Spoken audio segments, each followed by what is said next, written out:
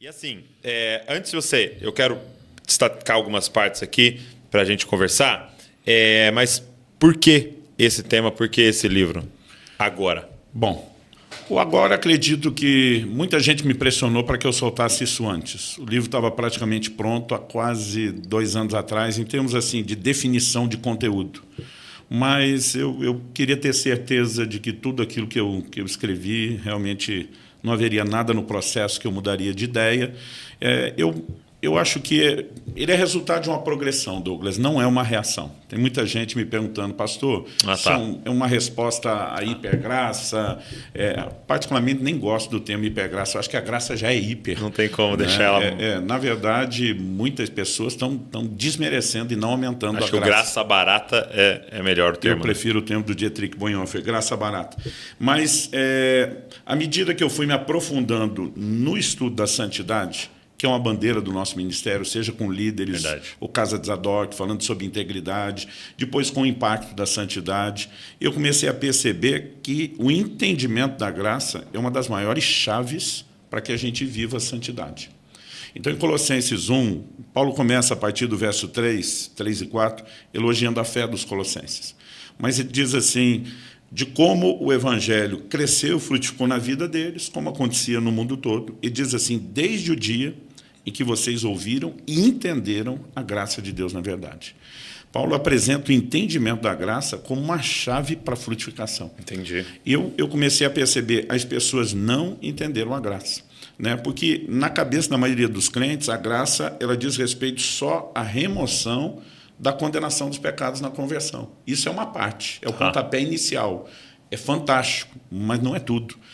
O mesmo Jesus que falou para aquela mulher apanhada em flagrante adultério, eu não te condeno, ele também disse, vai e não peques mais.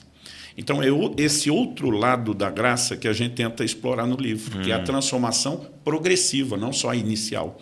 Então, quando Jesus fala, eu não te condeno, e ele complementa, vai e não peques mais, ele tornou abrangente a mensagem da graça.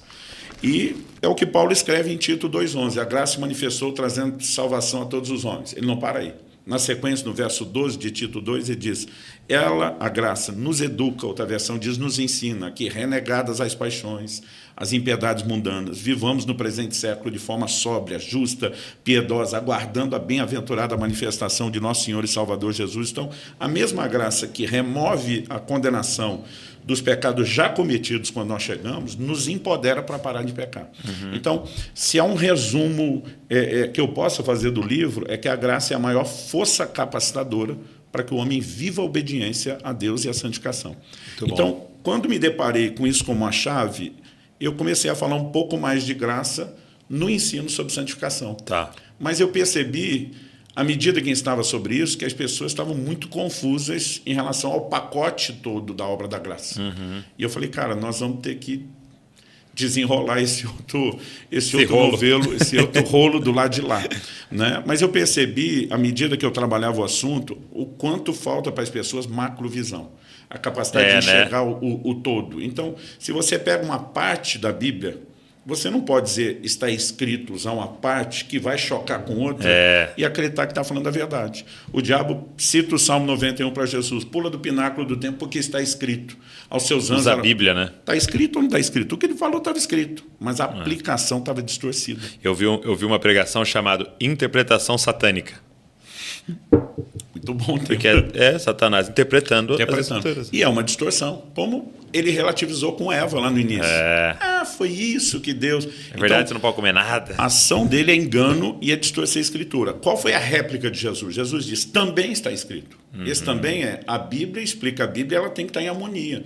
Então, você não tem uma orientação bíblica quando uma parte dela está em choque com outra. E as pessoas, eles começam a pegar pedaços que, se você olhar só aquilo, você vai dizer, é verdade, mas eu chamo da teologia de um versículo só, de uma página só, não está em acordo com o restante. Então, o desafio é essa sistematização, é harmonizar. Então, por exemplo, no início do ano eu escrevi um livro chamado Como Deus Transforma a Tristeza em Alegria. O livro nasceu de um dilema que eu enfrentei. Um dia, olhando para um versículo que diz lá, segundo Reis 25, Deus fala para Ezequias, eu vi as tuas lágrimas. Eu falei, uau, Deus presta atenção na nossa lágrima, Ele não está indiferente à nossa dor, ao nosso sofrimento. Me empolguei com aquilo. Mas no outro dia, Deus me chamou a atenção para Malaquias 2,13. Vocês cobrem o meu altar com choro, com lágrimas, com gemidos, e eu não vos ouço. Eu falei, mas peraí, Deus presta atenção na lágrima ou não? Né? E aí, o novelo só desenrola quando você entende que tem tipos distintos de choro e de tristeza. A Bíblia diz, a tristeza segundo Deus produz arrependimento para a vida. A tristeza segundo o mundo, morte. Não é o mesmo tipo de tristeza, não tem a mesma origem, não tem a mesma consequência. Agora, o choro que Deus não presta atenção, de Malaquias 2,13, ele explica no verso 14, que tem a ver com pecado sem arrependimento. Aí você vai ver Esaú, chorou, mas o livro de Hebreus diz, não houve arrependimento, Deus ignora. E aí você começa a encontrar um outro padrão que explica a aparente divergência. Então eu sempre digo, a Bíblia não se contradiz. Qualquer aparente contradição, entre aspas, é, na verdade, um desafio de interpretação. E com a graça não pode ser diferente. Eu não posso ter um texto que eu explore em detrimento de outro que eu não explique, eu não concilie. Entendi. E eu comecei a ver essa deficiência, eu falei, vamos montar o quebra-cabeça, mas no início eu achei que ele ficaria um pouco menor. Você achou?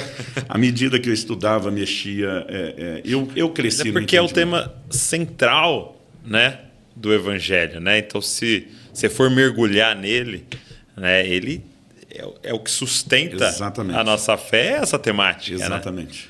Né? Mas é legal isso que você está falando, é uma figura que me veio à mente no início da pandemia, quando eu estava pensando até sobre a gente olhar o Evangelho de forma completa, é dessa questão quando você pega um quebra-cabeça, né? E tem esse monte de peças, qual é a primeira coisa que você faz?